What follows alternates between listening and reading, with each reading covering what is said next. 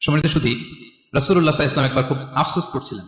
তিনি যখন শুনতে পেলেন যে বনী ইসরাইলের অনেক অনেক লোক হাজার বছর হায়াত পেত, তারা শত শত বছর ইবাদত করত, শত শত বছর তারা জিহাদ করত, তখন তিনি আফসোস করে বললেন, হায় রে, আমার শেষ সময়ের উম্মতের কি হবে? কারণ তিনি বলেছেন যে আমারু উম্মতি মা বাইনা 60 ইলা 70, আমার উম্মতের গড় বয়স হচ্ছে 60 থেকে 70।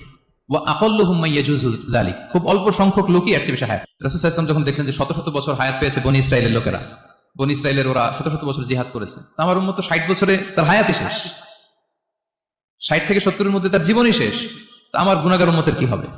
রাসূল সাল্লাল্লাহু আলাইহি ওয়াসাল্লাম খুব আফসোস করছেন। তো রাসূলুল্লাহ সাল্লাল্লাহু আলাইহি ওয়াসাল্লামের এই চিন্তা, এই উদ্বিগ্নতা দূর করার জন্য আল্লাহ তাআলা সূরাতুল কদর নাযিল করলেন এবং বললেন যে ইন্না আনসালনাহু ফি লাইলাতিল কদর ওয়া মা আদরাকা মা লাইলাতুল কদর লাইলাতুল কদরি খায়রুম মিন আলফি শাহর। লাইলাতুল কদর, এই কদরের রাতটা হচ্ছে এমন রাত যেটা খায়রুম মিন আলফি শাহর, হাজার মাসের চেয়েও সেরা।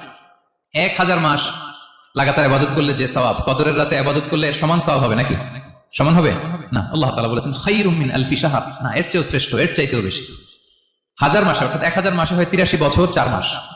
তো কদরের রাতে যদি আমরা ইবাদত করি তাহলে 83 বছর 4 মাস ইবাদত করলে যে সওয়াব, সে সওয়াব আল্লাহ তাআলা আমাদের আমলনামায় নসিব করবেন। তো আমরা যেন এই কদরের রহমত বরকত থেকে যেন আমরা বঞ্চিত না হই।